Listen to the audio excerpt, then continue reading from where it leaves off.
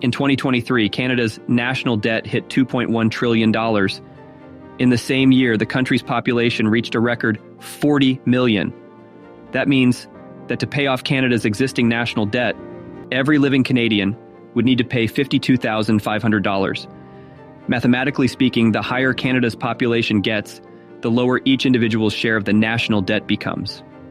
Now, you might understand why politicians on both sides of the political fence are obsessed with flooding our country with immigrants and refugees.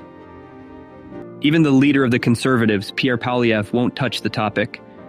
Every time he's asked a question about Canada's current immigration levels, he dodges the question.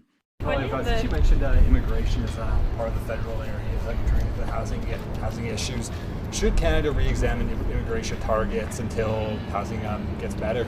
Well, I was surprised that Justin Trudeau chose the worst immigration minister in Canadian history to be his housing minister. Justin Trudeau is utterly incompetent in his immigration, something I never heard in my life. There's actually an internet phenomenon now where immigrants are warning potential newcomers of how unaffordable and dangerous life is in Canada after 8 years of Justin Trudeau.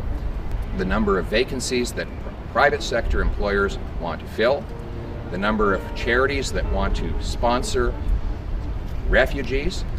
Let's base it on common sense, not on Justin Trudeau's ideology. That's how we'll restore the immigration system that has, before his arrival, been more successful than any other great immigration system on Earth. You didn't answer what happened.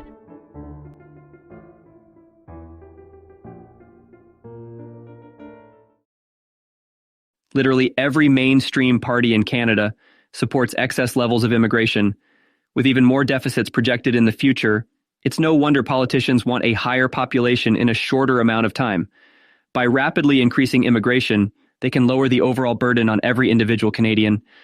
Some of you might think you aren't ever going to have to fork over $52,000 to pay off Canada's national debt, but you'd be wrong.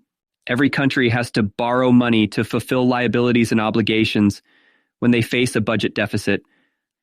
Just like the rest of us, countries have to pay interest on those debts. But unlike the rest of us, governments don't have to go very far to find the money. They just need to look to the taxpayer when revenues start to shrink. Since becoming Prime Minister, Justin Trudeau has exponentially increased Canada's spending and deficits. Aside from his disgusting corruption, his Liberal government has saddled future generations, your kids and my kids and their grandchildren, with massive amounts of debt they will need to pay off through higher taxes and a lower quality of life. Sorry? The servicing costs on the debt that you're going to have to carry, that you're adding to now, right? Interest rates are at historic lows, Glenn. Okay, but it's still a lot of money. No. It's still a lot of money. No. And you don't know where. Okay, but how are you going to pay for that? How are you going to pay for those costs in future years? Are you going to increase taxes, or are you going to cut programs? Okay. To break it all down, Canada's current interest on the national debt is $24 billion a year. The rest of the $2 trillion goes to paying government employees their salaries and benefits, which comes in just over $127 billion a year. Social benefits add another $158 billion, and various subsidies and grants add another $180 billion to Canada's ballooning national debt. The most serious problem with bringing in millions of new immigrants over just a few short years is the pressure and demand it puts on housing and healthcare. Across Canada, housing inventories have plummeted since 2020. In 2024, Canada will build 210,000 homes, but bring in more than 500,000 new immigrants and refugees. It is estimated that provinces like BC would need to build more than 43,000 new homes to accommodate Justin Trudeau's unreasonable influx of immigrants over the next 5 years. You don't need to be a mathematician to see that these numbers aren't sustainable. And housing isn't the only thing being put under pressure by Canada's immigration policies. Our publicly funded healthcare system is facing unprecedented shortages in staff.